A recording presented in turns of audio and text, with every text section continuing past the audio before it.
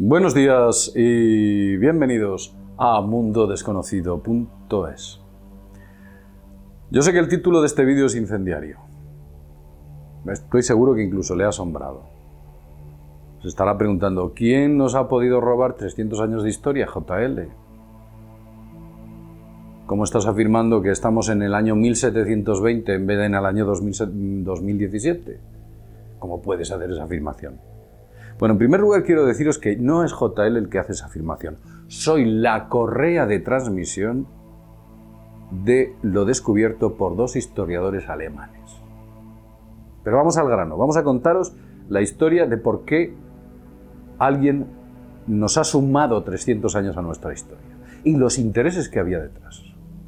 Dele una oportunidad al vídeo. Veréis, todo comenzó cuando dos historiadores alemanes, pragmáticos ellos, descubrieron que en el siglo VIII y en el siglo XI no había prácticamente en la historia europea. Eso lo sabe cualquier historiador. Una época muy oscura, prácticamente no hay datos, no hay nada, ¿no? Todo es muy insustancial, muy intangible, muy poco sólido. Fueron dos, concretamente Heribert Illig y Hans Ulrich Niemitz, principalmente Heribert Illig. Estos dos tipos, y concretamente Illich, después de hacer un estudio del periódico histórico, llegaron a la conclusión de que apenas había sucedido nada en Europa y lo que había sucedido en ese periodo tenía pinta de ser una gran mentira. Y estos dos hombres afirmaron que había 300 años que nunca sucedieron. Todo fue un invento del denominado tiempo fantasma, que así lo llamaron, el tiempo fantasma. Dijeron, estos 300 años nos los han metido aquí con aviestas intenciones. Y efectivamente así fue. Es una etapa comprendida entre el año 700 y el año 1000. Una etapa muy oscura. Veréis. Todo comenzó cuando en algún momento del siglo VIII, Otto II, el por entonces emperador del Sacro Imperio Romano, se alió con el Papa Silvestre II. Sí, una especie de alianza para cambiar fechas.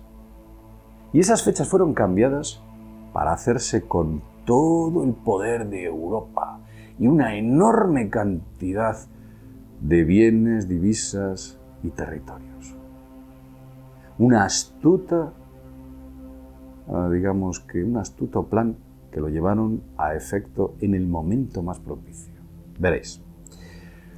Por un lado, necesitaban diseñar un árbol genealógico para poder crear una genealogía que no tenían. Necesitaban una genealogía de descendientes reales. De ese modo podían consagrar sus estirpes con derecho al trono dinástico. Necesitaban un árbol, un pasado que no tenían, para poder reclamar esa dinastía o ese derecho al trono. También inventar el año 1000 era una cuestión de gran importancia, principalmente para el Papa Silvestre II. El Papa Silvestre II. Por entonces el año 1000 se consideraba que era el año del fin de los tiempos, la llegada del Mesías, igual que aquí se habló también sobre el año 2000, pero en el año 1000 se hizo con mucha más fuerza. Estos hechos relanzaron la fe cristiana y, por supuesto, las arcas papales, que es lo que sucedió. Al final Voltaire tiene razón cuando dice el Sacro Imperio Romano ni era santo, ni romano, ni imperio. Pues es lo mismo. Ahora la gran pregunta es, ¿cómo se pudo sostener una mentira de ese tamaño y de ese calibre? Veréis. Estamos hablando de hace 1200 años, 1300 años. Por entonces el analfabetismo estaba absolutamente generalizado en Europa. Las tasas de analfabetismo superaban el 99%. Y las pocas mentes cultas que existían y sabían leer y escribir servían a los intereses de aquellos que decidieron dar el cambiazo. Nadie se percató a efectos prácticos de tal cosa. Pero la pregunta es, que os estaréis haciendo, ¿qué hechos históricos hay que avalen tal hipótesis? Claro, si resulta que ellos forjan la historia y pues borran aquellas partes que les interesan, la cuestión es complicada. Pero la historia siempre ha planteado un problema en aquellas épocas, es complicada, es muy abstracta, es difusa. Por ejemplo, aparecen misteriosas moratorias de 300 años en la construcción de importantes proyectos en Constantinopla y en toda Europa. De repente, todo se pospone 300 años. Y a los 300 años todos empiezan a continuar a trabajar. También es difícil entender, por ejemplo, y por poneros un ejemplo, la extraña discontinuidad del llamado periodo románico. La continuidad del llamado periodo románico que después de 500 años de la caída del Imperio de Roma se sigue llevando a efecto. Es una cosa muy extraña. O, por ejemplo, que la Catedral de Aquisgrán estuviese adelantada en innovaciones en 200 años por delante de su tiempo. El arte de aquella época se suspendió, no avanzó, dejó de producir a los niveles que producía 300 años antes. La historia, la paleografía, la arqueología muestran un rompecabezas que es prácticamente indescifrable en esos años. Y esta hipótesis solo es entendible, o solo la historia es entendible, si coges esos 300 años y los estirpas. Fueron añadidos de golpe. Además, es una época plagada de falsificaciones. Por todos los lados, en todos los puntos. Testamentos, títulos de la propiedad falsos, textos históricos incongruentes. La Iglesia de Roma se convirtió en la mayor fábrica de falsificación documental del mundo. Y usted dirá, ¿y por qué falsificaban documentos? Ahora lo veréis. Un ejemplo que os ayudará a entender fue el famoso manuscrito de donación que redactó Constantino en el año 337. Constantino dejó al papado enormes cantidades de tierra. Pero el documento fue falsificado, está fechado en el siglo IV, pero su datación corresponde al siglo VIII. Una impresionante excusa para poder anexionarse cantidades de terreno en toda Europa, que muchos de ellos estaban por reclamar y otros estaban en conflicto de legitimidad. Falsifican los documentos, cambian las fechas y se hacen con todos esos territorios. De ahí esos intereses.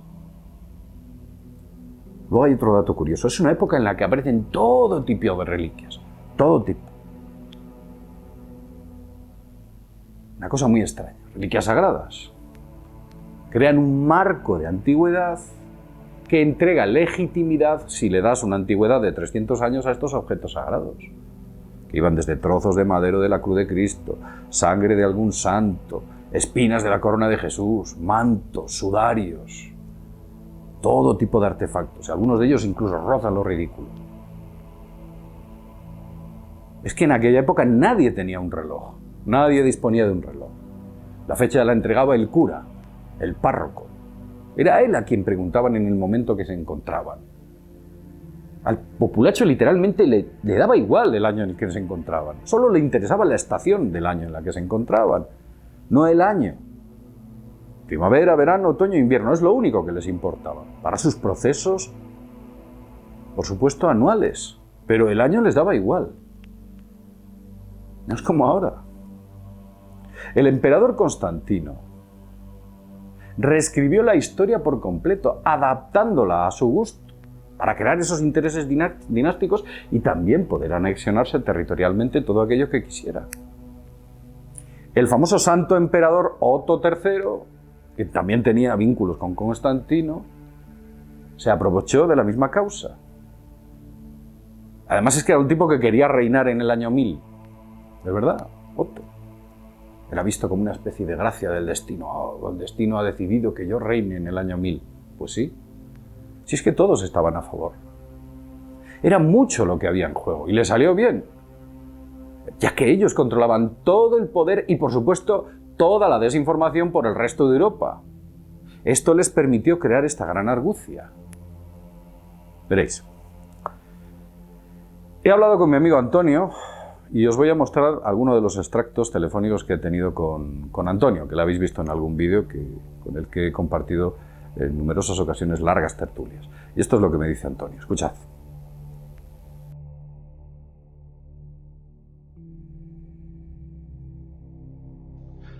Sí, es una teoría de un historiador alemán que viene a decir, bueno, que hay un vacío extrañísimo en la historia, que durante esos años prácticamente no pasa nada, ¿no? Hay muy pocos documentos, no hay grandes hechos históricos, y la conclusión que llega este hombre es que fue una especie de confabulación entre el trono y la Iglesia, en este caso entre lo que era el Imperio Romano Germánico, el emperador Otón II, por lo visto, y el Papa Silvestre II. ¿Por qué lo hacían? Bueno, pues a Otón le venía muy bien para datar su dinastía mucho más, o sea, darle una antigüedad mucho más mayor de la que tenía en realidad, ¿no? Y el Papa, porque una de sus aspiraciones era, como de cualquier otro Papa, era asistir a la segunda venida de Cristo, a la parusía, que tenía que suceder, se calculaba que podía suceder en el año 1000, ¿no? Entonces, de esa manera, al falsificar estos 300 años, pues se ponía ya, previsiblemente iba a tener la suerte de vivir esta experiencia, ¿no? Algo que luego no sucedió.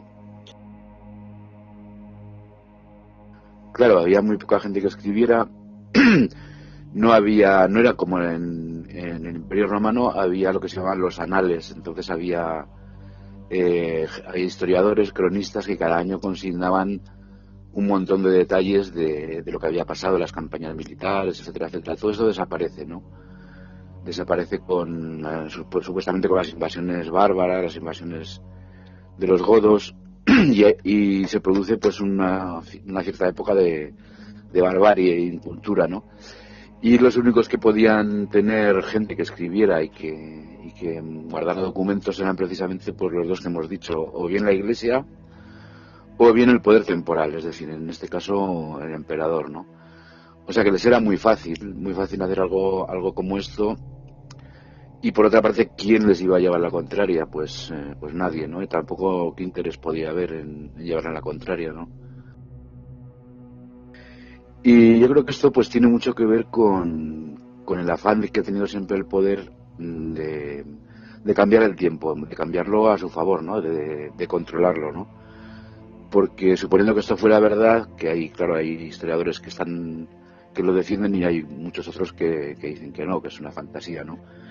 Pero hay hechos muy reales. Quiero decir que cuando hay un cambio de poder, por ejemplo, un caso muy concreto es la Revolución Francesa, ¿no?